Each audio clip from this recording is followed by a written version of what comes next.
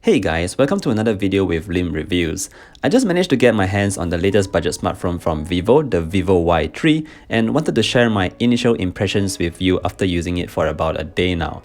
So the Vivo Y3 costs RMB 1,500 here in China, and that is approximately $220 or RM 920 if you are in Malaysia. So just a side note, the Vivo Y3 is only $15 cheaper than the super popular Redmi Note 7 Pro. However, it does come with lesser specs. So is it worth the money? Let's find out.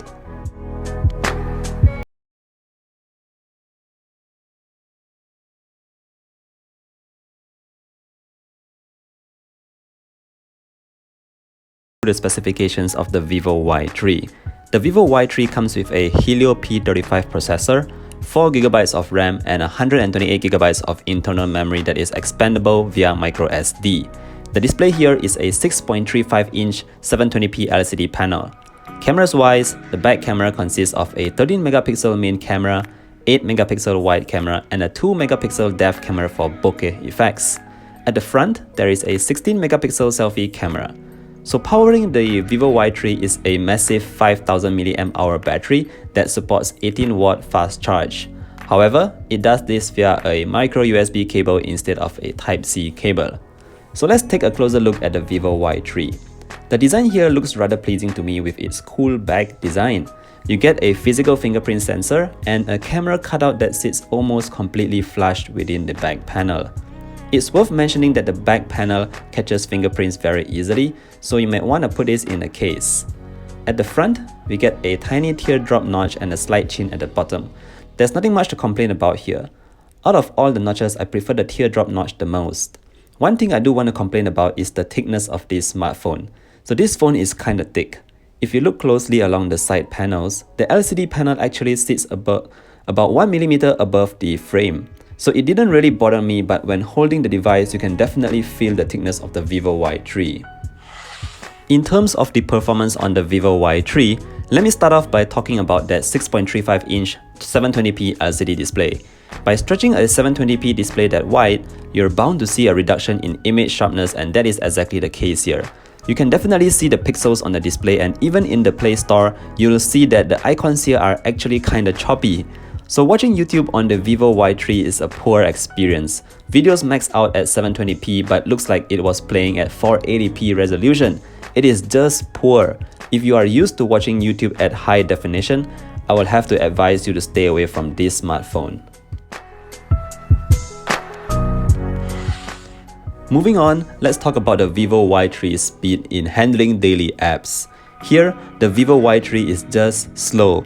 Launching apps is slow, typing on it is slow, switching between apps is even slower. I was really hoping to like this device, but the Helio P35 is just not a great processor. For the price it's asking, you would expect it to perform at least close to the performance of the Redmi Note 7 Pro, but it is in fact a far cry away from it. Let me show you guys the benchmark scores of the Vivo Y3. It got an extremely low score, one that is even lesser than 100K. So I usually don't judge a smartphone's performance based on its benchmark scores, but in this case, it is reflected correctly. Gaming on this smartphone is definitely not the best as well. It takes quite a while to load games such as Mobile Legends, or in my case, the Chinese equivalent version. So once you're in the game, you will face a little lag even with the lowest graphic settings. The Vivo Y3 is not made for heavy gaming. However, if you only do light gaming like Subway Surfers, you can definitely still enjoy a rather smooth experience here. The device doesn't get too warm when gaming, so that should help you enjoy the experience more. While we're on the topic of gaming, let's talk about that massive 5000 mAh battery. I must say that even though we have a 5000 mAh battery here, the battery life isn't spectacular on the Vivo Y3. I can definitely finish the day with one full charge, but at the end of the day, I'm left with about 20%, so I have to charge it up again. Charging is slow even though it does come with fast charge, and I didn't do a charging test, but take it from me, it'll take quite a while to load up the battery. Next, let's talk about that camera. We have a triple camera setup here, and that sounds pretty good on paper. However, image quality is again poor here. Shooting in broad daylight is average, and it gets worse at night. The camera also takes quite a while to focus on macro shots, and sometimes it just can't seem to focus on the object properly. Meanwhile, the wide angle sensor does take some pretty wide shots, but images suffer from a lot of noise here. All in all, it is a rather negative experience here, but let me just share with you guys some sample.